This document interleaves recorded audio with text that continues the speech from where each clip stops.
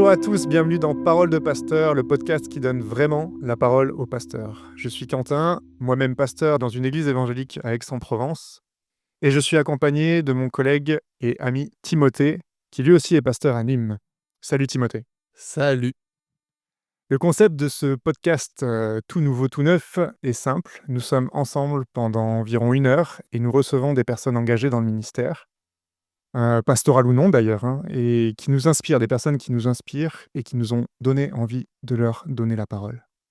Aujourd'hui, nous sommes heureux de recevoir Sylvain, pasteur à Avignon. Salut Sylvain. Salut, bonjour, On est vraiment trop content de t'avoir avec nous. merci.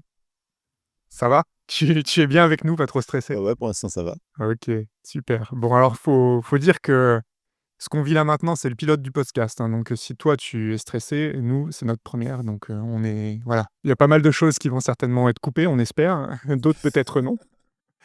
Mais en tout cas, on se détend, on va tous passer un bon moment, pour nous, pour toi, et nous l'espérons aussi pour ceux qui nous écoutent, parce que c'est aussi pour ça qu'on fait ce podcast. Allez, c'est parti. À toi la parole, Sylvain. À quel moment tu as commencé à ressentir un appel au ministère pastoral? Pastoral ou autre d'ailleurs, hein, je sais pas comment ça a commencé pour Si, toi? ben, j'ai eu plusieurs, vocations, dans ma vie. La première, c'était d'être prof de français. Mais, il y avait une graine qui avait été semée juste avant. Quand j'ai fait mes études, j'ai passé le concours le CAPES pour être prof de français et après je suis parti, à l'époque, on avait le service national et je suis parti 2 ans pour servir à la Ligue pour la lecture de la Bible avec les clubs bibliques lycéens. Et là, il y avait déjà, une graine pour le ministère, pastoral, l'accompagnement, la formation, l'enseignement de la parole de Dieu, tu vois, qui a été plantée. Mes prédécesseurs, après l'objection de conscience, ils sont tous partis en fac de théo. Mais moi, je m'étais posé la question et c'était trop tôt. Et j'avais vraiment un appel pour être prof dans les cités, prof dans les quartiers populaires. Donc j'ai fait ça pendant, 18 ans. Et c'est après, quand j'avais à peu près 35 ans, que cet appel pour servir, vraiment à plein temps Dieu en tant que pasteur est revenu. Entre-temps, voilà, j'ai eu des engagements un peu croissants dans l'église, j'étais au conseil, on m'a demandé de prêcher et cetera. Mais c'est vraiment, c'est quelque chose qui est revenu très, très fort, tout d'un coup. Donc ça avait été semé, puis hop, d'un coup ça a germé, quoi. Waouh, et tu vois des similitudes entre les 2 appels? En plus, tu parles de quartier populaire. Moi, je sais que mon église, par exemple, on est dans un quartier populaire et donc c'est aussi un voilà, comment être un témoignage là où on se trouve. Est-ce que tu vois ça? Est-ce que tu as expérimenté ça dans les églises dans lesquelles tu as été pasteur? Ce même relationnel ou en tout cas cette même approche Alors en sur tout le cas, contexte? ouais, je dirais que pour moi, enfin assez vite d'ailleurs, j'ai vu, ouais, une sorte de continuité hein, entre, dans mon parcours et je pense que c'est normal puisque c'est la même personne qui a vécu tout ça. Et tout à l'heure, tu me demandais ce qui faisait de moi quelqu'un d'original. Évidemment, on a chacun nos originalités, mais je crois que, le fait de chercher, à vivre des choses qui aient du sens, qui me rejoignent profondément qui me motivent, ça a toujours été quelque chose d'important pour moi et du coup, chaque fois que j'ai eu quelque chose à cœur, je l'ai vécu vraiment comme un appel. Vraiment et un appel aussi qui doit inclure à la fois de l'étude et de la relation, du challenge, quelque chose qu'on fait collectivement, qu'on fait en équipe. Puis là, le fait aussi d'une sensibilité à ceux qui sont, plus en difficulté. Tout ça, j'avais déjà quand j'étais prof et c'est vrai que je l'ai toujours en tant que pasteur, quoi. Donc s'il y a des ingrédients qui sont là, mais ouais, qui se rejoignent, ça vient plus de moi que de l'église elle-même. Mmh. Après, je pense que ça se décline différemment. En tout cas, le fait de se dire que ce qu'on vit et ce qu'on porte en soi, ça vient de Dieu et qu'on veut le mettre au service des autres et de Dieu, je crois que c'est pour tout le monde. C'est pas une question simplement d'être pasteur ou pas Ça ou pasteur. pas, oui, oui. Moi, j'ai vécu en tout cas mes 2 professions, peut-être j'en ferai une autre après, je sais pas. Mais, jusqu'à présent, comme ça, OK, tu vois? Comme d'accord. une espèce de feu que le Seigneur me mettait à cœur, me mettait dans le cœur pour quelque chose. Voilà. OK, excellent, et du coup, qui dit pasteur dit chrétien, et donc Oui. comment tu l'es enfin, qu'est-ce qui s'est passé ta conversion? Tu peux nous la raconter ou Ouais, ouais, c'est c'est trop rare. long, pour un podcast? Non, mais je vais faire la version courte, hein. 45 minutes. J'ai les versions en 45 minutes que je peux vous proposer. Allez, c'est parti, Voilà. version section, on fera au montage. Non, non, mais très simplement, parce qu'en plus, en tant que pasteur, vous imaginez bien que j'ai dû raconter ça, un certain nombre de fois, Je maîtrise le sujet. en particulier dans les groupes de jeunes, mais Moi, j'ai grandi dans une famille chrétienne, comme on dit souvent, mais c'est vrai. Et puis, je suis issu de 2 familles chrétiennes de longue date, familles protestantes depuis la Réforme, c'est aussi loin qu'on remonte. Et puis, du côté de mon père, issu d'une longue lignée de pasteurs. OK. Donc, mon père n'était pas pasteur, c'était la première génération depuis très longtemps, pas, où il n'y avait pas eu de pasteur. Mais mon grand-père, arrière-grand-père, ils étaient tous pasteurs, pasteurs méthodistes. Et du coup, je baignais là-dedans. Et donc, je raconte ça parce que ça a été important, à la fois parce que j'ai eu vraiment de beaux exemples d'hommes de foi et de femmes de foi dans ma famille. Mes parents, je voyais que c'était vraiment des chrétiens sincères et je sentais qu'ils avaient quelque chose que je voulais aussi avoir, quoi. Et qu'ils ils vivaient, ce qu'on disait le dimanche, quoi. Avec ceux qui sont, avec leurs limites. Mais le fait qu'ils le vivent avec leurs limites, ça confirmait la véracité de ce qui était dit. Parce que je voyais que c'était pas leur, ça paraît un peu dur de dire ça, mais c'est une réalité. C'était pas leur qualité personnelle qui faisait que, c'était vraiment quelque chose qui les portait. Donc je voulais ça et quand j'étais ado, je voulais vraiment devenir chrétien, sauf que dans l'église méthodiste, on mettait beaucoup le focus sur la conversion comme une expérience très forte où tu ressens des choses et puis il y avait même un schéma, tu vois? Tu te repens, tu sens le poids de tes péchés, puis tu pleures, après tu reçois la grâce et Mmh. tout, bon. Et moi, du De coup, recette, qui ouais, une espèce de recette. En tout cas, je l'avais perçu comme ça. Certainement que c'est caricatural, mais moi, je l'avais intégré comme ça. Et du coup, quand j'étais pré-ado, je me suis converti des dizaines de fois. ah, Et je me mettais à genoux, je priais de tout mon cœur, et puis j'attendais, et il se passait pas le truc qu'on m'avait dit.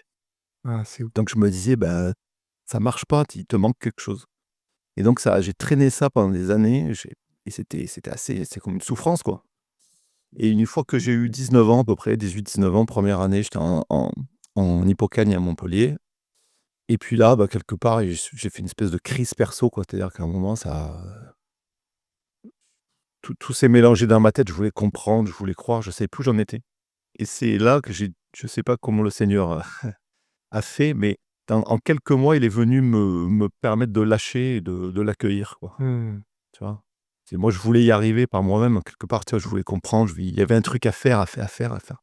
Et puis, et c'est une fois que je me suis noyé, que j'étais perdu, Ah. qu'il il m'a récupéré. Donc, je me souviens de l'avant et de l'après, quoi. Il y a eu un temps très, très, très, très dur à vivre pour moi, et puis quelque part, tout d'un coup, c'est comme si, Dieu il me transformait. Je me souviens qu'après ça a été, j'avais soif de Dieu, je lisais la Bible, ça me parlait. Enfin, tu vois, il y a vraiment eu un changement. Et là, c'était les années GBU, tu vois? OK. À Montpellier, donc j'étais au taquet là, à GBU, à fond, à fond. Voilà, autour de 19 ans. C'est là, j'ai demandé le baptême à cet âge-là. C'est dingue ça. Moi, je trouve enfin, Ouais. je trouve ce genre de témoignage, c'est hyper encourageant, alors moi, je viens pas d'une famille chrétienne, mais je sais que, enfin, voilà, c'est le fait d'être en famille chrétienne, enfin, de grandir dans une famille chrétienne, souvent les complexes entre les conversions, spectaculaires de certains, les Ouais, tout à fait. la quête de la conversion, chez d'autres et tout. Enfin, je Mmh. pense que c'est un témoignage qui peut parler à beaucoup.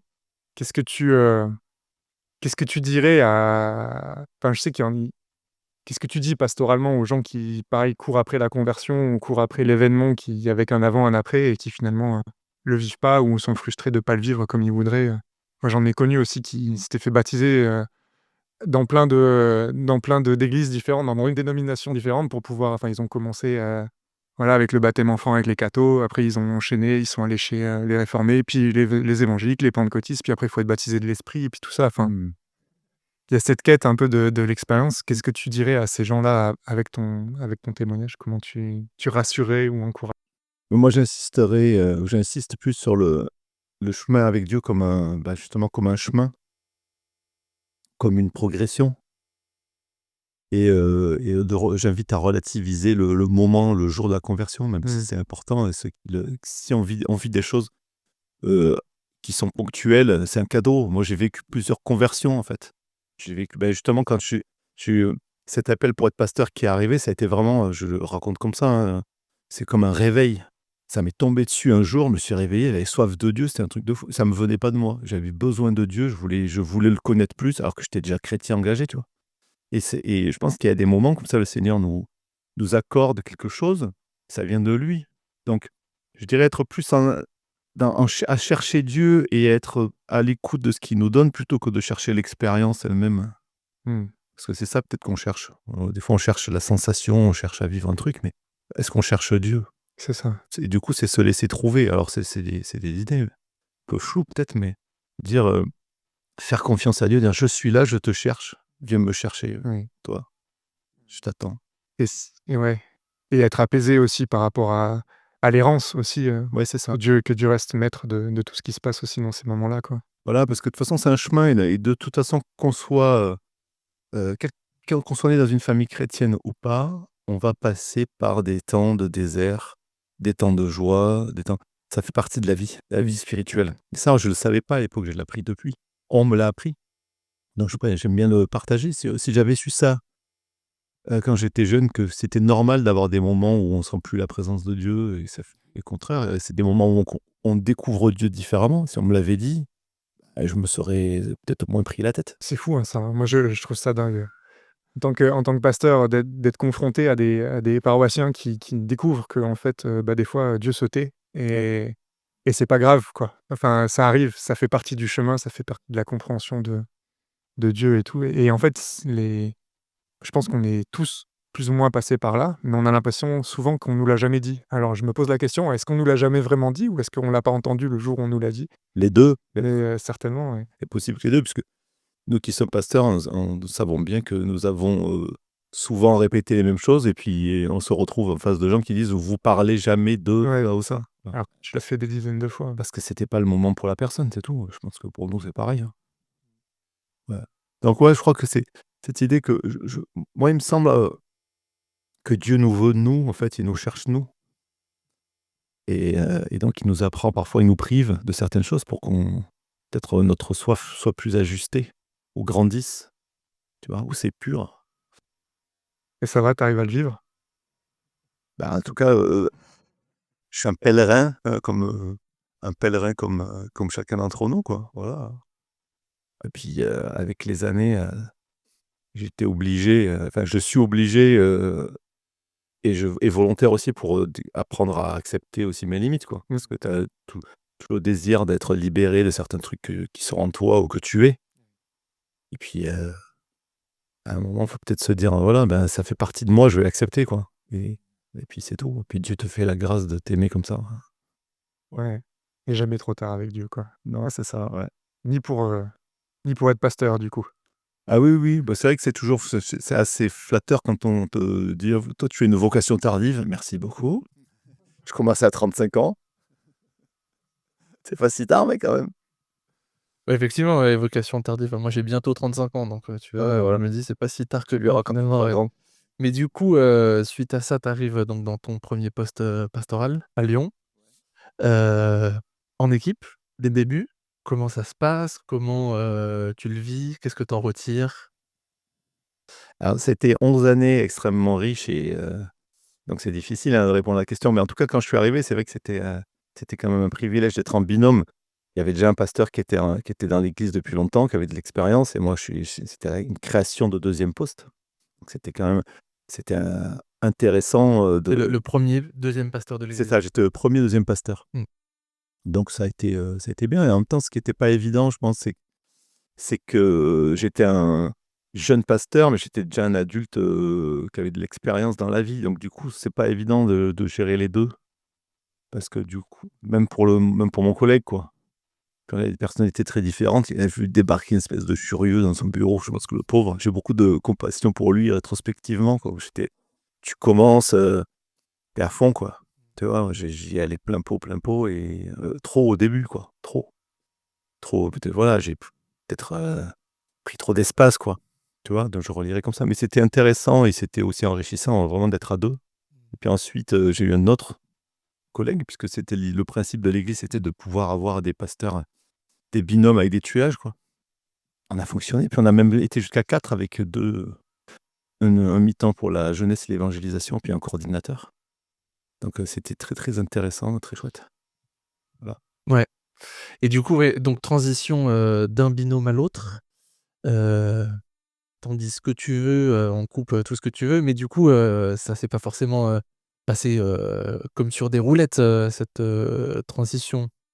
Ah non, non, oui, c'est sûr que de toute façon, hein, ce qui s'est passé, c'est que alors c'est pas tellement la transition, elle a été, c'est pas tellement la transition qui a été, le sujet, c'est que l'Église est rentrée dans une crise et nos postes pastoraux en ont fait les frais. Ouais. Mais c'était pas lié aux personnes, Ouais. c'était lié au contexte, tu vois? Donc effectivement, c'était une église, nous on est arrivés en 2013 dans une église qui était en pleine croissance avec vraiment le vent dans les voiles, on grandit, dès qu'on est arrivé, on est passé à 2 cultes et puis après on a commencé à élargir l'équipe, c'était vraiment, la croissance, quoi et en fait, cette croissance a été très, très rapide et pas forcément acceptée par tous et puis il y a plein de choses qu'on ne comprend pas encore aujourd'hui. Moi, je sais pas dire, en fait, ce qui Ça s'est fait vraiment combien de passé. temps là, que Bah, du cette transition? du coup, bah, en fait, la crise d'église, c'était juste avant le covid, tu vois? Ouais. De 2019, je dirais, tu vois? Et à un moment, finalement, cette belle machine qui était à fond, elle a serré. Le moteur a serré. Il y a une partie des membres qui l'ont mal vécu. Puis ça s'est cristallisé sur. Il y a un pasteur qui, qu'on identifie comme étant de notre côté. Et puis Sylvain, lui, il est identifié comme étant ceux qui veulent faire avancer l'église, mais ça manque de sagesse. Ben, bref, il y avait plein de trucs comme ça. Mais plein d'histoires du passé. Enfin, moi, c'est un micmac. Encore après des mois et des années même de réflexion et d'analyse, je suis incapable de dire ce qui s'est vraiment passé. Mais c'était malheureux, quoi. Voilà, Ouais. c'était humain. On a tous. Enfin, c'est la somme de toutes les petites erreurs et les mauvais ajustements des uns et des autres qui font que. Et c'est normal. Je veux dire, rétrospectivement, je dirais, ça fait partie de la vie d'une église, quoi. Tu vois, il y avait des.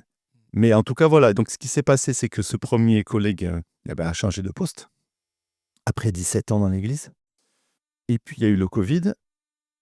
Et puis, il y a un deuxième collègue qui a été appelé.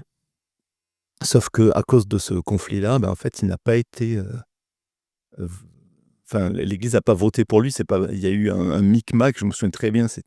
Le vote s'est passé dans des conditions extrêmement floues. Il y avait Enfin, juste avant, il y a eu des prises de parole qui ont déstabilisé les gens. Et donc, à 5 voix près, je crois que c'était des votes blancs, etc. Bref, le, le nouveau collègue s'est retrouvé le bec dans l'eau. Ça a été très, très dur. Et donc, il y a eu une année comme ça de flottement. Et toi, à ce moment-là, sans le vouloir évidemment, tu te retrouves, seul en poste sur une église alors que l'idée c'était d'être, 2 à nouveau Voilà, et pasteur d'une église, qui traverse une crise. ça. Comment tu l'as traversée? Comment, tu l'as vécu? Et qu'est-ce qui t'a aidé dans ces moments-là? Peut-être, on espère qu'on va être écouté, donc peut-être qu'il y a des gens qui nous écoutent, qui sont pasteurs d'église en crise en ce moment, comment on fait pour voir, le beau, dans tout ça? Ouais. Ouais, c'est sûr. Mais en fait, je vais faire. C'est évident, c'est évident. Je vais faire la réponse attendue, hein. Tu sais, on dit toujours, je sais que la réponse c'est Jésus, donc ouais, c'est ça. C'est clairement c'est le Seigneur, mais qui, à travers les collègues, beaucoup, à travers les personnes qu'il avait placées autour de moi, puisque tout ça, c'est cadeau, hein. C'est vraiment des choses qu'on a reçues avec ma femme quand on est arrivé. On a eu la chance d'arriver au moment où il y avait une formation ISCAS qui commençait à Lyon. On avait fait cette formation à l'accompagnement spirituel animée par Louis Schweizer. Qu'on recommande, Voilà, vraiment, je recommande. Et en fait, on avait commencé. Et c'est là où, moi, quelque part, j'ai appris presque les bases de mon ministère concret. Parce que l'accompagnement, l'écoute, etc., c'était vraiment là où je l'ai appris. Et la théologie, je l'ai fait à la fac, hein, mais. Et puis, du coup, j'avais un accompagnateur spirituel. Et ça, c'était quelqu'un qui m'a beaucoup aidé à prendre du recul et à tenir. Ensuite, mes collègues, en particulier dans l'Union, avec qui je fais équipe dans le développement, etc., qui ont été là aussi. Les collègues dans la pastorale régionale, qui avaient des paroles de sagesse, d'encouragement, qui m'ont aidé aussi à prendre du recul. Et puis j'avais la conviction, et d'ailleurs encouragé aussi par le conseil, hein, qui était là avec moi, que c'était ma place et c'était mon rôle d'être là à ce moment-là et puis d'aider l'Église, de faire ma part dans cette Église pour qu'elle traverse cette crise-là. Il se trouve que je sais pas pourquoi, mais ça doit être ma personnalité. J'aime bien quand il y a du challenge et que quelque part les crises, ça me fait pas peur. Mais j'aime pas ça, mais j'y suis et quand j'y suis, j'y vais, quoi. Mais il fallait tenir. Par contre, ça a été très, très dur humainement. Mais vraiment, l'union m'a beaucoup aidé. Et là, on a eu. Je me souviens que j'ai été particulièrement en lien avec Manuel Calvo, notamment, qui est médiateur. Je le nomme, je sais pas si on laisse faire son nom, mais qui nous a quittés malheureusement et qui est venu intervenir aussi dans l'église et ça a été un moment, c'était un soutien, un moment très important. Je sais pas si tu l'as dit, mais quand tu parles de l'union, donc c'est l'union des évangéliques libres où on est, tous les 3 pasteurs. Puis, Manuel Calvo a été longtemps, président de la commission des ministères. Il a aidé un nombre, incroyable d'églises et de pasteurs, ouais.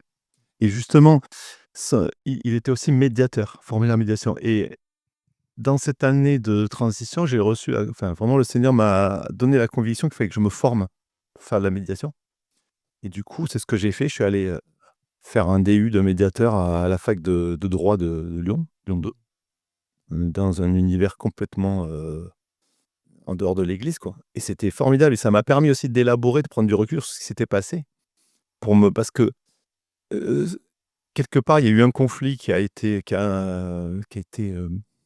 extrêmement dommageable pour beaucoup de gens dans leur, rapport à l'église. Même nous, on a ramassé, quoi, tu vois, humainement, qui aurait pu être évité, tout simplement. C'est parce que, voilà, c'était malheureux, quoi.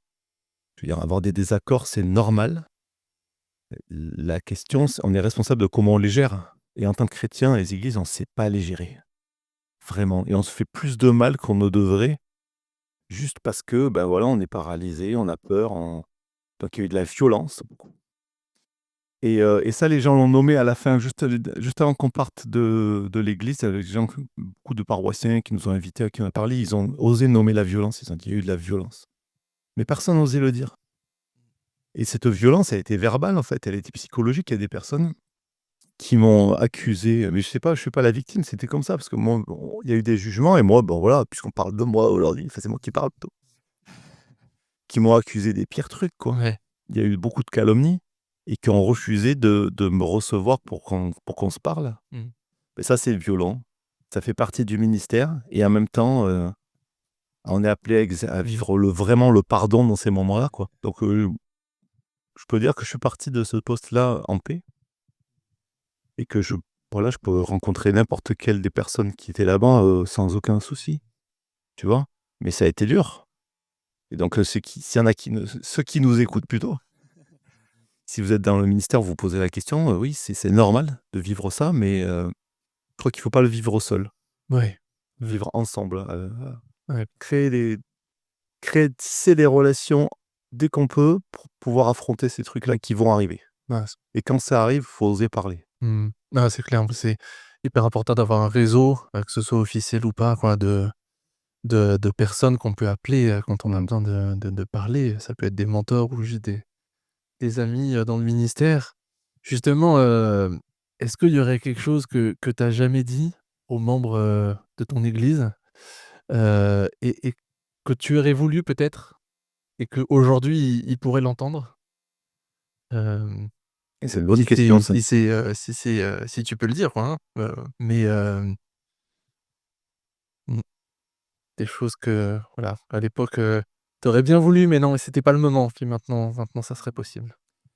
Ben, je sais pas, j'ai le sentiment de leur avoir dit tout ce qui était important. Mais par Mmh, contre, il y a quand même quelque chose qui me vient, c'est un encouragement, c'est heu, oser sortir du groupe et prendre la parole et prendre position mmh, quand, dans une rencontre, il y a des paroles qui sont pas ajustées. ouais, Parce que j'ai quand même été vraiment marqué par le nombre de réunions dans lesquelles il y avait, voilà, tu avais 150 personnes qui étaient là.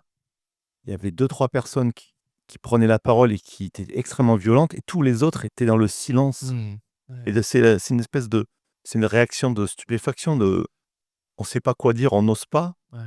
et ça du coup, les autres ont le champ libre. Il y a ici dans les églises, on voit ça. Mmh, ouais, complètement. Et là, il y a des personnes qui ont des grosses responsabilités dans leur travail, dans la société et qui, dans le cadre de l'Église, sont complètement, silencieuses.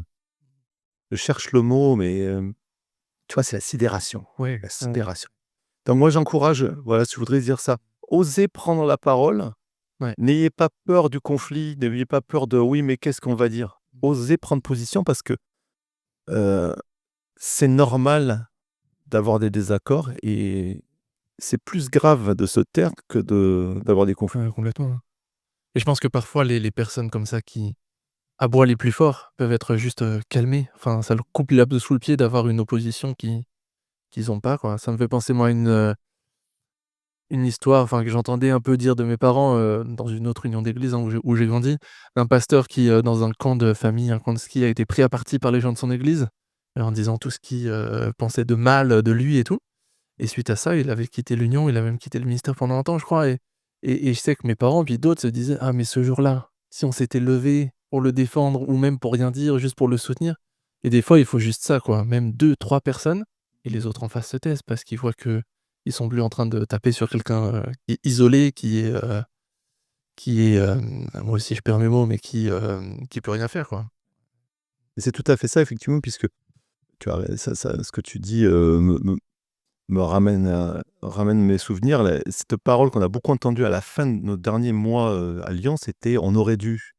C'est vrai, on aurait dû prendre la parole, on aurait dû intervenir, on aurait dû, tu vois?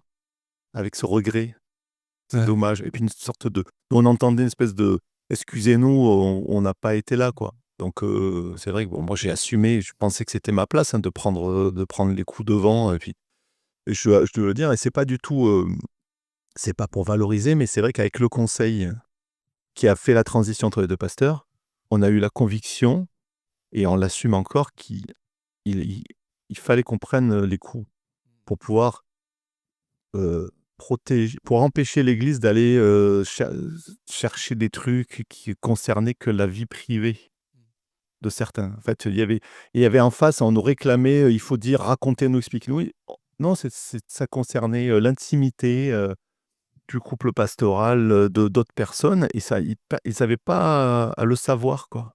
Mais parce qu'on se protégeait et qu'on ne disait pas, bah, forcément, ils ont imaginé des trucs. Vous les mettez dehors, nanana. Donc ça a attisé la fureur et les calomnies et les supputations, tout ce que tu veux et nous, on a encaissé ça et c'était injuste, mais on avait la conviction et même encore aujourd'hui, je pense qu'on avait raison parce que quelque part, bah, on est passé pour les méchants de l'histoire, mais ça aurait été vraiment, en dessous de tout de révéler des choses privées, tu vois? Puis de jeter en pâture, Bah, alors qu'il y avait rien de choquant, c'est simplement des trucs qui regardent pas les autres, quoi. ouais, et c'est fou comment la rumeur, heu, s'étend, quoi. Ah oui, C'est-à-dire oui. que moi j'ai grandi à Lyon et ma belle-sœur et mon frère étaient plus ou moins, enfin ma belle-sœur a grandi dans cette église et j'entendais de loin, alors que j'étais même pas dans cette union d'église à l'époque, des trucs et je comprenais rien. J'entendais tout et son contraire et tout et je me disais: «Mais fou, c'est fou comment, ouais, ça va vite, quoi, en plus. On se rend pas compte, mais c'est, je crois, important de s'en rendre compte que, parler lorsqu'on sait pas, que, répandre des rumeurs, ça fait des dégâts jusque, loin. Géographiquement, mais même, loin, profondément dans les personnes, c'est super important, hein. Mmh. Et c'est pour ça qu'aujourd'hui, avec les formations, que j'ai pu faire sur la médiation et puis le travail qu'on a fait dans l'église pour reconstruire, réconcilier et puis aussi dans l'union, si on travaille au développement, à l'accompagnement, j'ai vraiment très, très à cœur de travailler sur comment on se parle, tu vois? Comment on gère les conflits, travailler ça avec les églises aussi. Ouais. C'est-à-dire, tu vois, par rapport à ce que tu évoques, un des éléments aggravants dans l'église où on était, qui est fréquent dans les églises, c'est que ceux qui étaient en désaccord avec ce qui se passait ne disaient rien. Parce qu'avec de bonnes motivations, faut pas faire d'histoire, on veut pas créer le malheur à celui par qui le scandale arrive et cetera. Mais c'est des mauvaises compréhensions de ces paroles, mais ils voulaient pas faire d'histoire. Sauf que ils étaient en désaccord, ils ont accumulé la rancœur, la colère et puis ça, ils l'ont vidé sur leurs amis, leur réseau et pendant des années, je dis bien des années, ils votaient «oui» en accord avec les propositions du conseil en pensant «non» et puis un jour, ça a pété et mais donc là aussi, le message c'est: «Mais soyez authentique. Si vous n'êtes pas d'accord, dites-le». Tu vois? Ouais, c'est assez dingue, moi, je trouve de voir cette espèce de paradoxe dans l'attitude des gens qui d'un côté, ne disent pas quand ils pourraient dire et de l'autre côté veulent savoir alors qu'ils ont pas besoin de savoir pour se positionner. C'est assez intéressant de voir que dans ces temps de crise, D'ailleurs, il y avait une très bonne il y avait eu la formation, pour les conseillers, que l'union avait donnée et on voyait bien dans les petits groupes après de réflexion, derrière, qu'en fait, quand il y a un pasteur ou un conseiller ou quelqu'un du conseil qui a appris une voilà, une situation un peu particulière qui doit rester confidentielle, et qui dit au conseil: «Bon, bah, voilà, il faudra prendre telle décision parce que cette personne-là, il y a un souci». Tout de suite, les personnes veulent savoir, mais quel est le souci? Plutôt que de faire confiance à un membre du conseil, à un pasteur qui, voilà, dans son discernement, se dit que c'est peut-être pas tout de suite, en tout cas, le moment d'en parler. Tout de suite, les gens vont vouloir se faire leur propre avis sur une situation qui ne les regarde pas forcément et c'est intéressant de voir ce paradoxe avec ceux qui en de l'autre côté, savent, sont révoltés, mais vont pas le dire, quoi. Et ça peut être les mêmes personnes, c'est ça qui est assez surprenant aussi. Mais je crois que enfin, je suis tout à fait d'accord avec toi et là, on parle du sujet, je sens encore, moi dans mes émotions là tout de suite, je sens encore que c'est chaud. C'est chaud. Mais justement, si j'ai envie de dire ça, j'ai envie de dire ça aussi à ceux qui nous écoutent, c'est que effectivement les tensions, c'est coûteux émotionnellement, ça fait peur. Et moi aujourd'hui, j'ai vraiment aucune rancœur, contre ceux qui ont voilà, qui ont été en conflit, ou se sont opposés à moi ou à nous, parce que bon, c'était moi en tant que figure pastorale, quoi. Et c'est normal. Parce que en fait, on a tous vécu la même chose, c'est-à-dire, la peur. La peur des problèmes et puis une espèce de voilà, la sidération, c'est on ne sait pas comment gérer ça. Tout d'un coup, il y a une inquiétude, mais où est-ce que l'église va? Qu'est-ce qui va se passer? Et nous, est-ce qu'on va encore s'occuper de nous? Voilà, bon. C'est des choses qui sont légitimes, mais simplement, on ne sait pas comment en parler, c'est des sujets tabous et du coup, ça se transforme en spiritualisation et on reporte ça sur quelqu'un ou sur ce et ça bloque tout, quoi. Donc non, je crois que c'est important d'apprendre à se parler vraiment, honnêtement, en fait. Et c'est une église où j'ai l'impression que tu as pu, nouer des relations fortes aussi avec des gens, peut-être d'avoir traversé ça ensemble, parce qu'il y a 15 jours, j'étais à ton culte d'installation, à Avignon, où tu viens d'arriver et j'ai été vraiment frappé de voir qu'il y avait vraiment une grosse délégation de gens de l'église de Lyon qui ont fait le voyage pour être là, quoi et pour eux, ça avait l'air vraiment important pour eux de t'entourer, je me suis dit: «C'est beau, c'est fort» et que ça parle vraiment des relations que vous avez bâties avec eux, quoi. Ouais, merci. Mais je dirais que c'est vrai on s'est fait des amis, grands amis, mais je dirais même que c'est un peu provoque, mais j'aime bien, mais pour moi, j'ai des re ça j'ai le fait d'avoir vécu ces années-là avec les difficultés et les joies, avec tous les gens de l'église, j'ai encore des relations fortes avec des frères et des sœurs qui ont été à certains moments, vraiment contre moi et puis il y a le chemin qu'on a pu faire aussi de pardon, pour moi, j'ai des relations fortes avec eux. Ça veut Tu vois, c'est la fraternité, c'est pas l'amitié, c'est pas des tu vois, il y a les affinités, il y a tout ce qu'on veut, mais on a vécu quelque chose en cherchant ensemble à vivre l'évangile, c'est vachement fort. Mmh. Ouais. Et j'aime bien, je cite souvent cet exemple, mais tu sais, quand on est sur l'estrade, on voit des trucs que les autres ne voient pas. Oui Et l et pas juste le gars qui se cure le nez. Oui, c'est ça. Voilà, on le voit aussi, on le voit aussi. Bon, on choisit de pas trop regarder non plus. Je vois de qui tu parles. J'ai des noms. J'ai des noms, mais je dirai rien.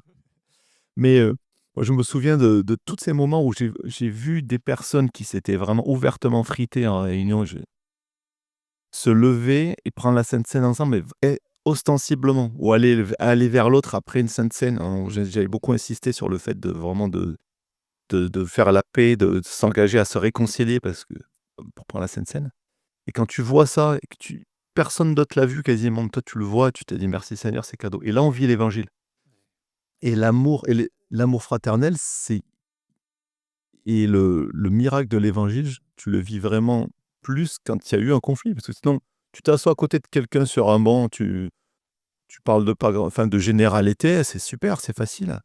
Mais quand tu t'es fridé et que tu reviens l'un vers l'autre, là, tu fais la différence avec le monde, quoi. Ouais.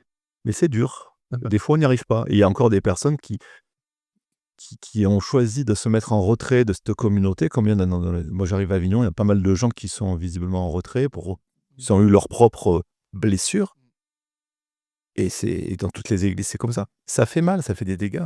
Donc apprenons à gérer nos désaccords, à dire ce qui nous habite vraiment. C'est vrai que c'est dur, mais le gain est supérieur. Alors que sinon, on étouffe et puis ça explose, quoi. Ouais. Sur le fait de fonctionner en équipe, j'en parle parce que ça m'intéresse, parce que c'est un truc que j'ai envie de vivre depuis le début de mon ministère. Mais comment c'est le ministère en équipe? Comment on s'organise, on se coordonne peut-être les choses? Et puis, comment tu vis les changements? Donc tu as eu une petite période, à Lyon du coup où tu es passé de équipe à seul et puis là, à nouveau un ministère, seul. Comment tu sens les différences? Comment tu t'adaptes? Moi, je trouve que j'aime énormément travailler en équipe, mais je dirais déjà que dans notre union, nos textes nous invitent à la collégialité avec le conseil. C'est pas évident à vivre, mais déjà, il y a quand même cet encouragement-là. Ça veut dire qu'on peut vivre en équipe, travailler en équipe, même si on est le seul pasteur, tu vois. Et c'est ce que ce que j'ai à cœur d'essayer de vivre à Avignon. Je suis le seul pasteur, mais il y a un conseil, il y a des frères et sœurs, il y a plein de choses qui se font. Des gens vraiment, tu vois, qui ont à cœur de vivre quelque chose avec Dieu, qui aiment cette église, qui l'ont portée des années alors qu'il n'y avait pas de pasteur. Moi, je suis là pour faire équipe avec eux, Ouais. tu vois. Bon, donc on peut retrouver ça. Mais en tout cas, le fait de travailler spécifiquement avec un binôme pastoral, tu vois, c'est très intéressant. Mais c'est aussi pas mal d'enjeux, hein. Moi, j'ai trouvé ça super, tu vois. C'est comme la vie de couple. Je disais en plaisantant, alors je sais pas si ça se gardera, mais je dis: «Non, on fait une seule chair», avec un E à la fin, tu vois?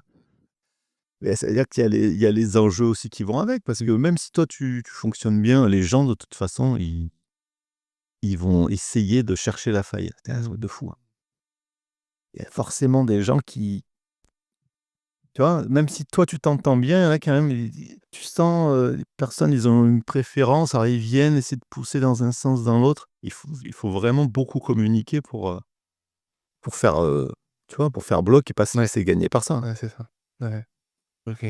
Et juste, ouais, du coup, comment ça s'organise? 2 pasteurs, je sais pas comment vous fonctionniez? Est-ce que vous aviez, des tâches, dédiées à l'un à l'autre, des personnes, que l'un visitait et pas l'autre ou On a tout essayé. Moi, ouais, je fais un peu tout. Je sais pas si c'est une bonne formule. Parce qu'au départ, j'ai commencé, on s'était répartis strictement des domaines et pourquoi pas? Ça va. Enfin, on va dire un responsable de domaine, sauf que tu dois quand même faire du reporting, c'est-à-dire tu dois expliquer à ouais, tout le à partir du moment où tu es pasteur, tu dois avoir quand même une idée de ce qui se passe dans tous les domaines, ouais, même si tu es pas responsable. Donc ça demande pas mal de temps de concertation. Mais ça fonctionne. Il y en a, il est responsable des petits groupes, l'autre il est plus responsable. Nous, à Lyon, par exemple, c'était des conseils spécialisés par domaine, tu vois? C'est une espèce de conseil, de commission avec beaucoup de délégations sur la loi, sur le culte, la jeunesse, l'évangélisation. À chaque fois, il y a un pasteur qui est responsable. Ça fonctionne. Et après, entre nous, c'était, alors partage de toutes les responsabilités pastorales, classiques, les baptêmes, les prédications. Il y a pas de hiérarchie. Il y a pas un qui est plus pasteur que l'autre. ouais. Mais c'est pas évident non plus, ça. Bah, vous aviez pas de pasteur principal, comme Non. c'est le cas parfois, Pendant des années, on a fait ça. Après mon année tout seul, le conseil a proposé qu'il y ait un pasteur, senior et un pasteur, c'était en gros celui qui était là en premier avait, avait plus de, pas de responsabilité, mais d'autorité. Mmh. Toi, c'est même pas clair. Ouais, Et grosso modo, avec quand même la légitimité, plus de légitimité pour donner son avis sur certains sujets, parce qu'il ouais. était là depuis plus longtemps que le nouveau. Mmh. Puis après, ça s'inverse. Ça, je pense que c'est pas mal. Oui. C'est-à-dire que celui qui est là depuis longtemps, le il a le devoir d'accueillir l'autre et de préparer son départ et la succession. Mmh. Je pense que c'est un peu ça qu'on a raté avec mon premier binôme, Ouais. parce qu'il y a eu des flous, parce qu'il y a plein d'histoires, je ne vais pas en revenir, mais tu vois, cette idée de dire, quelque part, j'accueille quelqu'un et il va me remplacer, donc on prépare ça. Ouais. Et dans le deuxième binôme, on a essayé de se faire des répartitions et tout, mais ça marchait pas. Donc ouais, on a décidé de fonctionner un peu en fonction de nos dons, tu vois? Ouais. Et chaque semaine, on avait une demi-journée de travail en commun Mmh. pour, tu vois, tous les jeudis matins pour se mettre d'accord et tout, et puis dire: «OK, t'en es où? T'as vu qui? Tu fais quoi?» Mmh. En tout cas, je déconseille le fait de se répartir les contacts. Parce que c'est aussi ça qui a provoqué un peu une crise. Parce que du coup, chacun a un réseau. Ouais. Et du coup, tu as des gens qui te préfèrent parce que c'est toi qui es venu les Ouais, voir. ouais. Et du coup, ils ont tendance forcément, ça fait un clan, tu Mmh. vois? Ouais, ça fait comme 2 églises en une, quoi. Voilà. Il y a la moitié de l'église qui a son pasteur, puis la Ouais, moitié de l'église, c'est l'autre. c'est ça. Ouais. Mais c'est tentant, en fait, au départ, Ouais, ouais. théoriquement, parce que tu peux te dire, bah, le pasteur qui était là depuis plus longtemps, il connaît des gens que toi, tu connais pas parce Mmh qu'ils mh. viennent plus trop à l'église. Et puis toi, tu vas être moi, j'étais plus responsable des jeunes, bah, tu t'occupes plus des jeunes. Oui, Mmh. c'est vrai. Mais du coup, finalement, bah, ça fait 2 églises, ouais. Ouais. Mmh. Bon, je sais pas, après, à mon avis, c'est quelque chose à revoir. Ouais. Ouais, ouais, ouais. Le le le principe que je trouve intéressant, c'est de mettre le conseil en position de tiers Mmh. et de l'associer à ça, Ouais. tu vois? Pas fonctionner en vase clos. Je crois que c'est une erreur qu'on a faite, avec mon premier binôme, c'est qu'on a Mmh. voulu, fonctionner, gérer tout, nos relations, nos fonctionnements à 2. Moi, c'était moi qui ai proposé ça, hein, donc je veux dire, j'assume complètement. Ça me paraissait juste, mais avec le recul, je pense que c'était pas forcément, terrible parce que finalement, c'est bien aussi d'avoir, le reste du conseil qui peut donner son avis, je veux dire, tu Ouais. vois? Avec du recul. Il y a des gens qui ont de la sagesse, qui peuvent alors que là, tu es face à face, tu te rends pas compte, Ouais. tu vois? En plus, j'avais pas d'expérience, c'était pas une bonne idée. Mmh. On parle d'équipe pastorale, on va te proposer un petit jeu. Ouais, c'est important de jouer, de se détendre aussi. Avoir vos têtes, ça promet. Ouais, mais on pourrait pas enfin, franchement, moi, j'ai 1 milliard de questions, à te poser par rapport à ce que tu viens de partager et tout, mais bon, Faire une série de podcasts. c'est ça. Juste sur Tu vois? toi. Tu trouveras d'autres victimes. Rassure, je suis confiant. Donc ouais, puisqu'on parle d'équipe, justement, on te propose un petit jeu. Je sais pas si tu connais, le jeu. Alors, je sais pas s'il est toujours un peu répandu, mais, il y a un truc un jeu qui s'appelait, «J'épouse, je couche, je tue». Je sais pas si tu as déjà entendu parler. Tu as 3 personnages, il faut que tu choisisses qui tu épouses, avec qui tu couches et qui c'est que tu veux tuer. Ah, On va pas jouer à j'ai fait ce jeu. on va te C'est tu as déjà joué il y à a ça? pas longtemps. Non, c'est Ah, il y sérieux. a pas longtemps, d'accord. Bon, alors nous, voilà, parole de pasteur, Non, mais pasteur, jamais, on va essayer de voilà, on va pas pousser à l'adultère, mais je t'en prie. voilà, à épouser peut-être, mais, pas Voilà, n'importe c'est qui déjà fait. et ça, c'est déjà fait. Donc on te propose de détourner le jeu et de faire, qui tu invites à prêcher, qui tu invites à conduire la louange et à qui tu demandes de l'aide pour aider pour régler un problème pastoral. D'accord. Donc il y a trois thèmes. Le premier thème, c'est les personnages bibliques.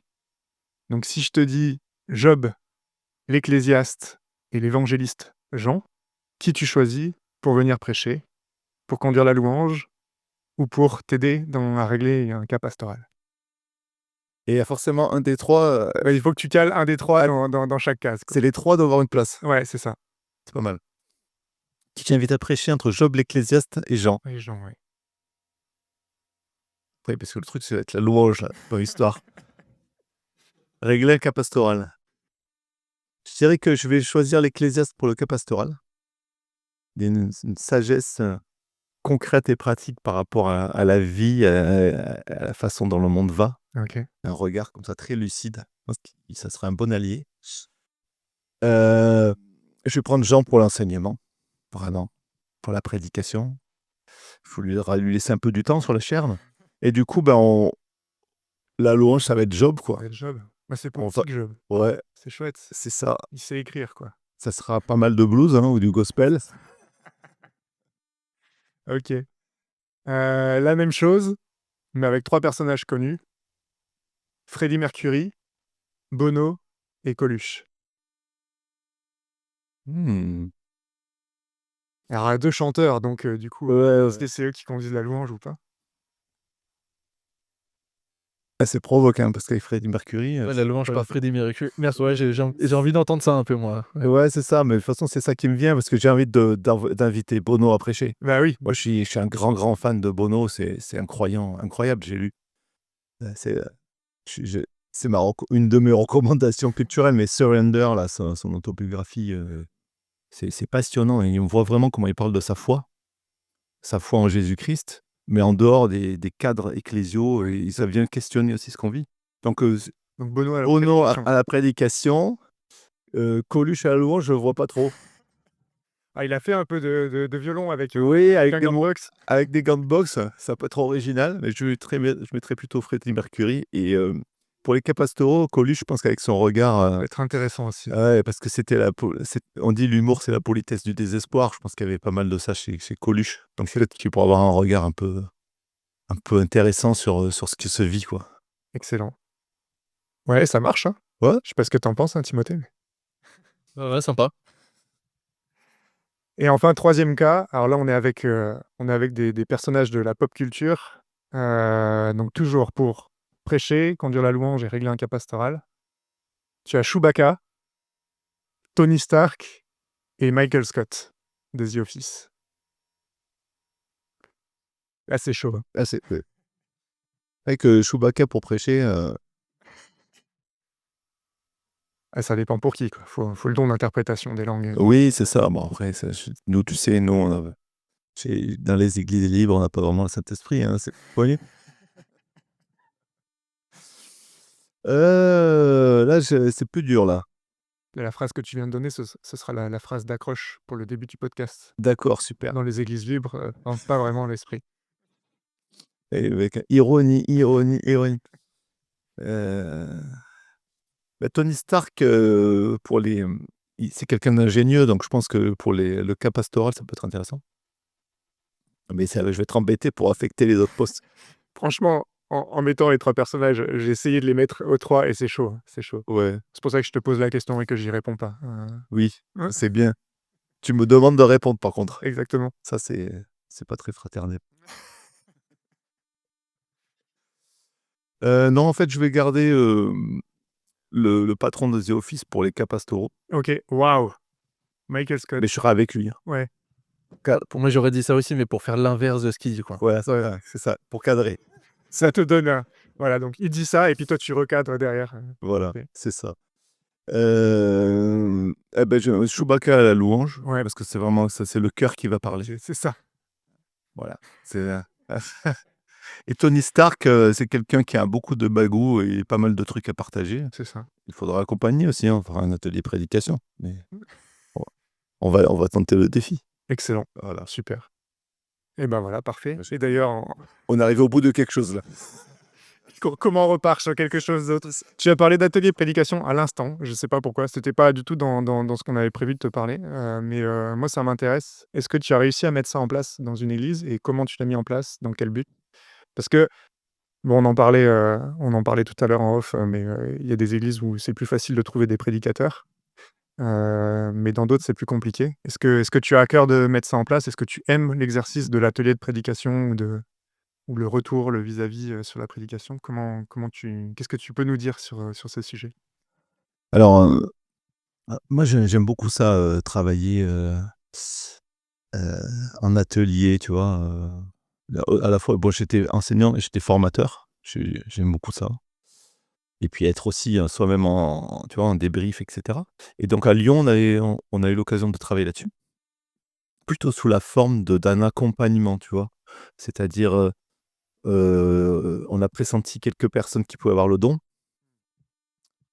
On on les a approchés, on leur a proposé d'abord une formation initiale sur un peu les principes de la prédication. Ensuite, première prédication accompagnée, préparée ensemble, un débrief personnel, puis deuxième atelier avec, commun, en fait.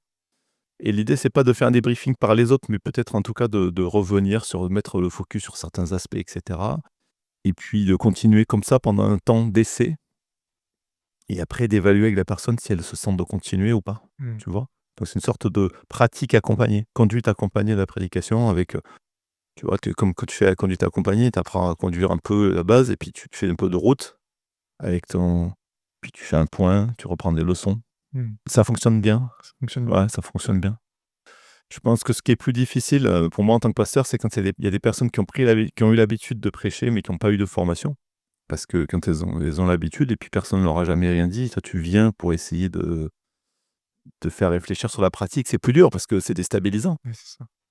Ils sont peut-être pas prêts à entendre la Bah ouais, critique en plus. ouais, parce que c'est normal parce que ça fait des années que tu fais quelque chose, tout d'un coup ça t'amène le message: «Mais je fais pas bien depuis des années», enfin c'est violent quand même. Puis on a du mal avec le vis-à-vis, je pense aussi, Ouais, culturellement, ouais, tout à fait. Et ça par exemple, c'est un gros avantage des binômes, de pasteurs. Tu vois? On pouvait, discuter comment souvent même on discutait de: «Tiens, dimanche je vais prêcher là-dessus», ça nous arrivait de discuter sur le texte, tu vois? Et puis excellent. dans les échanges, moi je recevais pas mal de choses qui venaient nourrir ma propre, méditation, puis après même débriefer. Mmh. Et qu'est-ce qui est important pour toi dans une prédication? Quels sont les objectifs que tu te donnes? Heu, Qu'est-ce qui est prédication et qu'est-ce qui ne l'est pas selon toi? Enfin, selon tes critères, j'entends, Mmh. Ouais, bonne question. Pour moi, le quand je quand je prêche, j'essaye de le plus important, c'est que les gens écoutent la parole de Dieu. Qu'on vienne, écouter ce texte qui est là. Et c'est pour ça aussi que moi-même, j'essaie de vivre les choses comme ça, et c'est pour ça que je prends souvent les textes proposés dans le calendrier, œcuménique. Pas toujours, mais je commence la plupart du temps par ça, pour me laisser déplacer et pour que ça soit la parole de Dieu qui conduise et pas mes propres idées, tu vois? C'est pas toujours, il y a des exceptions, mais globalement, je trouve que c'est une bonne discipline. Donc je me dis si ensemble, on a écouté ce texte et puis qu'on a essayé de l'entendre, de voir, qu'est-ce qu'il y a derrière, de le déplier un peu le contexte et cetera, puis comment il peut nous rejoindre avec des pistes un peu challengeantes, tu vois? C'est-à-dire quelque chose qui touche le cœur, l'intelligence et la volonté, puis qu'à la fin, il y ait des questions. Je laisse toujours un temps de questions, pour les gens à prendre, ou pas. Si j'ai fait ça, bon, je pense que j'ai mis un peu ce qui me paraît important, quoi. Tu vois? Écouter le texte et voir comment il nous rejoint et comment il nous met en route. Et s'il y a comme disciple, quoi, tu vois? Mais s'il y a pas ça, si on finit sur «c'était intéressant, il y avait plein d'idées», mais quelque part, comment je continue la route pour suivre le Christ cette différence entre prédication et étude biblique, quoi. ouais, c'est ça. Mais la partie étude biblique, importante, c'est des éléments de compréhension dans le texte, Mais c'est pas ce qu'on fait à la prédication. mais c'est Non. pas ça. Ouais, moi je dirais ça. Donc c'est plus exhortatif. C'est pour ça que, pour moi, la prédication, c'est pas de l'enseignement. Alors je pinaille, hein, mais dans le sens, Attention, quand on dit touchy le sujet là. non, non, mais c'est-à-dire que c'est de l'enseignement parce que tu amènes des éléments de connaissance pour éclairer le texte, tu vois? Tu peux amener des éclairages sur certains aspects théologiques et cetera. C'est important. Mais c'est le premier objectif de la prédication pour moi, c'est de faire entendre la parole de Dieu, Waouh! Ouais. tu vois? Alors qu'il va y avoir plutôt l'étude biblique ou des réunions où tu parles de ouais, ce soir c'est la Trinité, les dons de l'Esprit. Mais après je dis ça, c'est des grands principes parce Bien que tu sûr. me demandes qu'est-ce qui est important? Mais après il y a on peut faire des prédications, ça m'arrive de faire des prédications thématiques sur un sujet, qui sera plus un exposé, tu vois? Ça arrive. C'est plus l'exception que la règle. Mmh. OK, C'est comme ça, c'est ce qui sort là quand tu me poses la question spontanément. ça marche. Tu as une routine spirituelle? Heu, Morning routine. Ouais, bah, au début tu as commencé en me posant la question: «Qu'est-ce qui me rend original?» J'ai parlé de bouillonnement. Moi je suis quelqu'un qui, comment dire ça? J'ai besoin de discipline, sinon je pars dans tous les sens, dans ma tête. Ouais. Du coup, grâce aussi aux formations à l'accompagnement spirituel et cetera, que j'ai découvert plein de choses passionnantes. Du coup, ouais, j'essaye d'avoir une discipline dans la vie, spirituelle, tu vois? C'est rien d'original, hein. C'est, des cultes du matin, des temps de silence avec Dieu. Tu commencer vraiment par ça. Essayer de relire aussi le soir, la journée, OK. tu vois, dans la prière. Silence, devant un Silence silence avec Dieu le matin. silence de contemplation, puis écoute des textes proposés Ça dans avant la d'arriver journée. au bureau ou dès le lever ou comment ça se passe? Ouais, quand je me lève Quand tu te lèves, OK. le matin, OK. tu vois? Et je prends les textes du jour, je les écoute comme une lecture divina, en fait. Je prie à partir de ça. Et puis, le soir, j'essaie d'avoir une relecture et puis régulièrement des plans Relecture de ta journée? de la journée, OK. Ouais. tu vois? Dans la prière et la louange et puis ensuite, des temps de retraite. C'est des mini temps dans la semaine où il y a un moment où je me pose et je vais prendre juste, je sors pour lire la Bible et prier, juste, tu vois? Même si c'est 1 heure, 2 heures. Tu as un lieu où tu vas, Souvent, je vais dans les cafés parce que j'aime bien faire ça. OK. Je sors complètement. Excellent. Alors pour prier, c'est pas top, mais pour relire, tu vois? J'ai mes petits carnets, je les relis, pour sortir de l'église et tout. Ah, c'est Et puis ouf. sinon, tu vas à l'écart, c'est dans la nature, tu vois. Ou là, bon, je découvre un peu j'ai pas encore trouvé mes spots Ouais, à Avignon, mais il y a 2-3 endroits qui sont propices à ça. super. Et puis, j'ai un van aménagé, ça c'est top. Et du coup, on a déjà testé avec ma femme, on part. On va se mettre pas loin. Et là, c'est une petite bulle et tu prends quelques heures avec le Seine. Chaque semaine, tu arrives à Alors, c'est pas toutes caler. les semaines, non, ça c'est une fois par mois, tu vois. C'est un truc un peu consistant de quelques heures. Question piège, heu, cette routine, tu la mets dans ton temps de travail ou dans ton temps perso? C'est quoi le temps de travail? C'est quoi le temps perso quand t'es faster? C'est ma question. Pour moi, il n'y a pas de différence entre les deux, OK.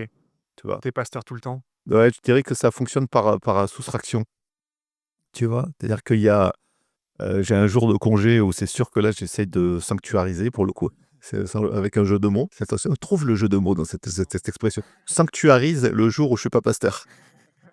Mais c'est ça, où là vraiment, je regarde pas les messages, vraiment j'essaie de souffler, de faire Enfin, autre en chose. couper quoi, tu Ouais. tout avec l'église. Mais sinon, après j'essaie depuis que j'ai lu les bouquins de Peter Scazzero sur tu vois, sur le leader émotionnellement sain, enfin, j'ai eu tout ce que je faisais pas bien. J'essaie de compter mes heures de travail juste pour avoir, dans ma tête, pour Un voir ordre, combien je fais. ouais, et tu y arrives? Parce que moi, je sais que Bah c'était un défi d'arriver à compter vraiment, moi, je j'essaie fais de du me travail dire: «Tiens, combien je vais faire?» Tu vois, je me dis: «Si tu pars sur 8-9 heures dans la journée», et ben, à certains moments, je me rends compte que si je me force pas à faire une pause, je vais faire 12-13 heures tous les jours. c'est Je me ça, dis: «Mais pourquoi tu fais ça?» ouais. Tu vois? Donc je m'oblige à compter parce que comme ça, je m'accorde des pauses dans la journée à certains moments et sans culpabiliser. Parce que sinon je culpabilise, je me dis: «Ah ouais, attends, il faut lancer une C'est dingue, hein, ça. machine et cetera». On est ouf, hein, avec ça. Ouais, parce que sinon c'est non-stop. Surtout que là, maintenant, à Lyon, j'étais à 20 minutes de l'église, là, j'habite sur place, quoi. Ouais. Voilà, Oui, donc tu coupes moins je facilement? coupe. Ouais. Mais un de mes collègues, en fait, de mes binômes précédents, m'a transmis cette belle image. Il me parlait de nuancier et je trouve que c'est très juste. C'est-à-dire que dans le ministère pastoral, entre le loisir et le ministère 100%, il y a toute une palette Ouais. et que quelque part ça aide aussi de se dire, bah, à certains moments, on est quand même en train de travailler, mais c'est cool quand tu es invité à manger par des gens sympathiques dans l'église, tu vas parler Tu de bosses, mais tu es avec et des amis quand même, quoi. voilà, C'est ça, donc tu travailles, mais c'est quand même, la partie détente. c'est ça. Mais le fait, cette image du nuancier de couleurs, tu vois? Enfin, du dégradé entre je suis à fond dans le boulot et je suis complètement off, Ouais, ça m'aide moi. ouais, Parce que je me dis: «Ah bah, ouais, finalement, bon, il y a des moments, bah, on est entre 2, c'est pas grave», tu OK, vois? Je l'assume. et enfin, tu vois, ça, c'est intéressant. Est-ce que là, en plus, tu arrives dans un nouveau poste, moi aussi, du coup, un nouveau poste pastoral. Du coup, il y a la question de, justement, où est-ce que je travaille, où est-ce que je travaille pas? Tu as tout un tas de relations qui naissent à ce moment-là. Hem, est-ce que tu mets une distance avec les gens? Est-ce que tu te mets un curseur peut-être d'intimité, dans ces débuts de relation? Est-ce que tu Enfin, moi, je sais que je suis assez, émotionnel et assez je partage facilement les choses, et j'ai envie d'être, enfin, quand je mange avec des gens de l'église, j'ai envie d'être ami avec eux, quoi. J'ai pas envie de me dire que je suis le pasteur, et j'ai pas envie qu'ils se disent: «Ah mince, c'est le pasteur qu'on invite à manger», quoi. Je sais pas comment toi tu vis le truc. Est-ce que tu as, avec un peu plus d'expérience que moi, est-ce que tu as réussi à à à décider où est-ce que tu mettais le curseur? Parce qu'en fait, on le bouge forcément, mais Je sais, ouais, c'est une question, que je trouve très pertinente et comme toutes les autres, hein, évidemment, celle sur Chewbacca en particulier. Mais c'est celle qu'on a le plus bossé. c'est ça. Mais tu vois, pour te répondre vraiment, comme le reste, complètement honnêtement, entre le poste de Lyon et celui d'Avignon, on a pris 5 mois de congé sabbatique en couple. Ça, c'est ouf de pouvoir le faire. Ah bah, on avait organisé ça, hein, c'était, voilà, on a mis en place, de nous-mêmes les conditions pour le vivre, hein. Et c'est vraiment une grâce de pouvoir faire ça, mais et un des éléments, c'était de pouvoir pour nous, c'était de pouvoir arriver à Avignon sans être sur la défensive par rapport aux gens de l'église, en étant disponible, Ouais. en étant ressourcé, tu vois? Pour éviter justement d'arriver et de mettre la distance.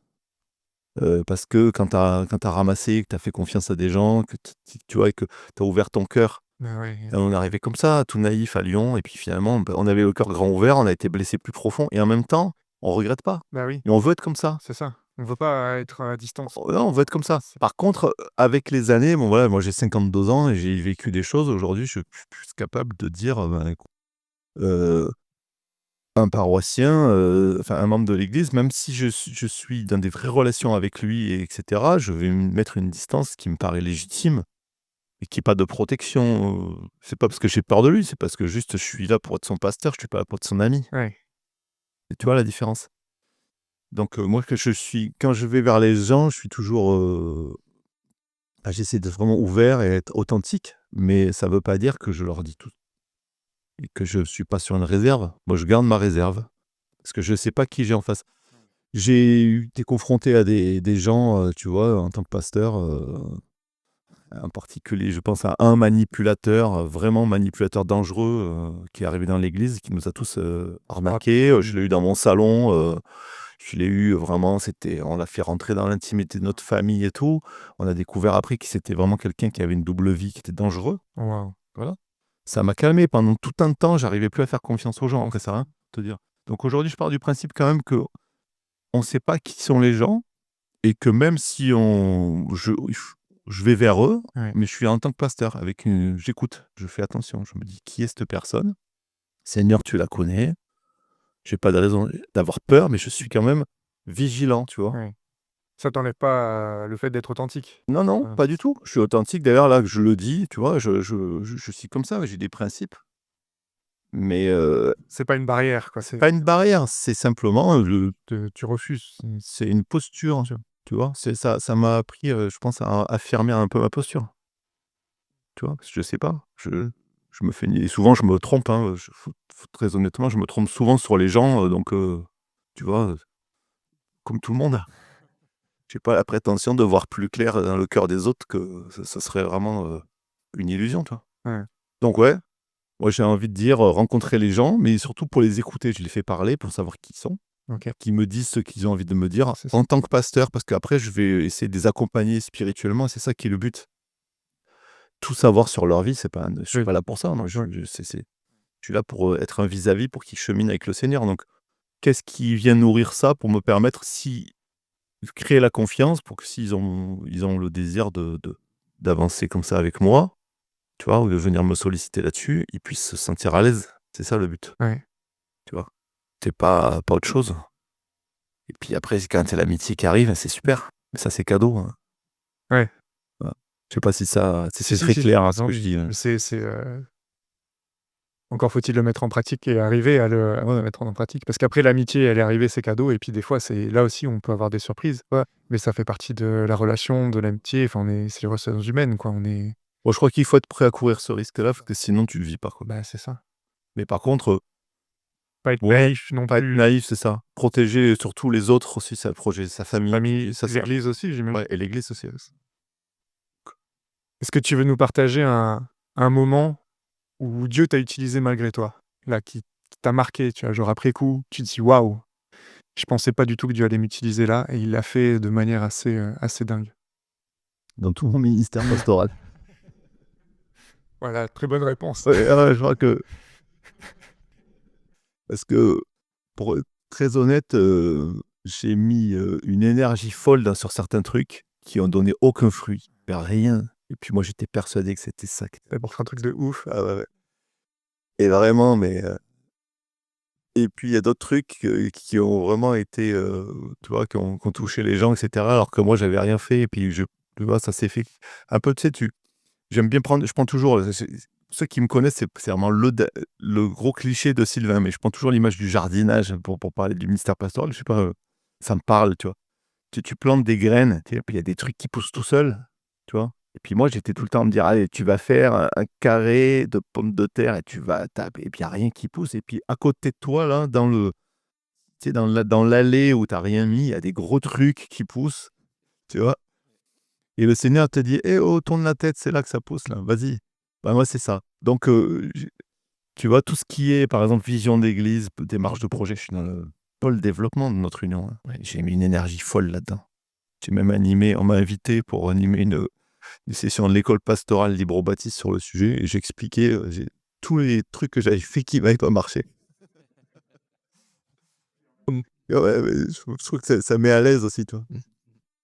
Et là, typiquement, je vais dire, ça n'a rien donné. Par contre, il y a d'autres Mmh. trucs, vu que j'ai pas un exemple précis, Mmh. mais Tu vois, ce qui est ressorti, en tout cas, là où Dieu t'utilise, c'est quand tu donnes de l'attention et de l'amour aux gens. Mmh. Ouais, tout ce qu'on nous a dit quand on a quitté Lyon, c'était ça, avec ma femme, hein. Les gens, ils nous ont dit ça. «Merci parce que, vous êtes venus, une fois, tu m'as écouté, j'allais pas bien, tu m'as écouté». Voilà, c'est tout. Pas un mot sur mes prédications, mes trucs, mes machins, rien. Donc bon, j'ai conclu que c'est ça qui est important. Merci. On pourrait rester encore, des heures à discuter de tout ça, malheureusement, à un moment, il faut qu'on arrête pour que ce soit, un peu audible, pour, ceux qui nous écoutent, que ce soit pas trop long, mais aussi parce que, pour donner un peu les coulisses, on a des trains à prendre, hein. On était en réunion ensemble à Marseille aujourd'hui, mais on doit quand même rentrer chez nous à un moment. On a piqué un peu les idées de pas mal de podcasts, hein, en vogue, pour la fin. On va, faire des recommandations culturelles. On t'a prévu il y a à peu près, 5 minutes avant l'enregistrement, mais j'espère que tu as eu le temps de trouver quelque chose et puis aussi, ça on t'a pas dit, mais ça devrait, venir, si tu as une actualité, un endroit où on peut te retrouver, un site internet ou quelque chose comme ça. Mais d'abord, un petit tour de recommandations, culturelles. Est-ce que, tu as quelque chose pour nous? Alors ouais, ben, effectivement, en cherchant depuis tout à l'heure, là, j'ai trouvé 2 livres que j'ai lus, ces derniers temps et que je recommande. Le premier, c'est un livre d'un philosophe qui s'appelle Hartmut Rosa. Hartmut Rosa qui est un philosophe allemand très connu. C'est un petit livre qui intitulé «Pourquoi la démocratie a besoin de la religion». Mmh. Pourquoi la démocratie a besoin de la religion? C'est un discours que Hartmut Rosa, qui est pas croyant, a prononcé devant des pasteurs en Allemagne Mmh. et c'est extrêmement intéressant. Son concept clé, c'est la résonance. C'est le fait que, notre rapport au monde fonctionne sur un mode de résonance entre ce qui est en nous et ce qui est à l'extérieur, quoi, et on cherche à raisonner et il valorise le rôle de la religion comme lieu de résonance dans la société pour Mmh. créer du lien. Donc c'est facile à lire, c'est très, très percutant. Harun Rosa, «Pourquoi la démocratie a besoin de la religion». Puis le deuxième, c'est un très beau roman d'un auteur qui s'appelle Christophe Onodibio. C'est un nom très Ono, enfin Onodit Bio, Biot, qui s'appelle «Trouver refuge». Trouver refuge. C'est une dystopie. Hein, la France est une espèce de dictature d'extrême droite dans quelques années, voilà. Et puis il y a un écrivain qui part se réfugier sur l'île, avec les moines orthodoxes, vous savez, dans une communauté. Il se déguise avec sa fille et donc il va découvrir la spiritualité orthodoxe dans un contexte comme ça de tension, de montée de la violence. C'est très parlant sur aussi la place de la spiritualité dans le contexte actuel. C'est très bien écrit. Il y a un côté un peu, suspense, enquête et tout. Donc voilà, je recommande ces 2 livres-là. Et puis mon actualité, bah, je joue dans un groupe Ouais. qui s'appelle Coram Deo Mmh. et on a fait un album qui s'appelle Nos vies devant Dieu. Vous pouvez le trouver sur toutes les plateformes pour vraiment mettre Coram Deo, Nos vies devant Dieu, parce qu'il y en a Ouais. plein des Coram Deo. Et on met en musique des textes de spiritualité, des prières de grands auteurs, Martin Luther King, Dietrich Bonhoeffer, tout ça, voilà. Donc on fait des concerts. Ce week-end, je joue, à Paris. Je suis diaconesse de Reuil, ça, Quand le le concert un peu spécial. Quand l'épisode va sortir, le concert sera passé depuis longtemps, mais C'est ça. on peut, retrouver les autres concerts à venir, sur la fi Voilà, ça c'est mon actualité. super, merci. On a eu 2 recommandations alors qu'on t'a prévenu au dernier moment. Voilà, ouais, mais j'en ai pas. Quentin, Merci. des Merci à vous. recommandations et puis, actualité? Bah, écoute, c'est marrant parce qu'on t'a prévenu 2 minutes. On t'a prévenu 2 minutes avant et en fait, moi, j'avais même pas bossé la question. Du coup, pendant que tu répondais, je me dis: «Mais mince, moi, j'ai pas réfléchi». J'ai été, du coup, je suis allé chercher longtemps. C'est vrai que en arrivant en poste, là, j'ai eu du mal à me discipliner, à me garder des moments, de culture. Mais je me souviens d'un bouquin que j'ai lu juste avant le début de mon ministère à Aix, et c'est mon maître de stage, Benjamin, là, que je salue s'il écoute ce podcast, qui m'avait, filé le bouquin, je crois que c'était pour mon départ, c'est un bouquin je crois que c'est le dernier bouquin de Jean d'Ormesson qui a été, publié après son décès, qui s'appelle «Un Hosanna sans fin». Et je savais pas du tout dans quoi je mettais les yeux en lisant ce bouquin et j'ai vraiment été, ouais, bouleversé, par la plume de d'Ormesson qui est incroyable, mais là, pour le coup, il se pose des questions à la veille de sa mort qui sont assez dingues sur la vie, sur la mort, Mmh. sur, la foi, sur ce qui nous dépasse et donc lui, Enfin, faut lire pour savoir quel mot il met dessus, mais c'est assez intéressant. Voilà pour la recommandation. Après c'est pas du tout une actualité, mais j'en profite. J'ai des amis qui sont musiciens, donc c'est un groupe qui s'appelle Halo, et en fait, je suis retombé sur leur musique il y a pas très longtemps. Donc leur album a déjà, je crois qu'il a déjà 3 ans, hein, leur dernier album. Je crois qu'ils sont en train de bosser sur un nouvel album maintenant. Mais c'est vraiment donc l'album s'appelle Un, donc Un, UN, et ça parle de Dieu qui est un. Et ça a été vraiment pour moi une claque de voir, des copains enfin arriver à pondre un album qui était déjà, pour eux presque, périmé au moment où il est sorti. Mais ça, je crois que c'est tous les artistes, ont fait un truc et puis le moment où ça sort, c'est déjà obsolète, il faut déjà passer à la suite. Et voilà, je vous encourage à aller jeter une oreille là-dessus. Donc Halo, l'album qui s'appelle Un, c'est disponible sur toutes les plateformes aussi. Et voilà, je sais pas si toi, Timothée, tu as quelque chose à nous dire?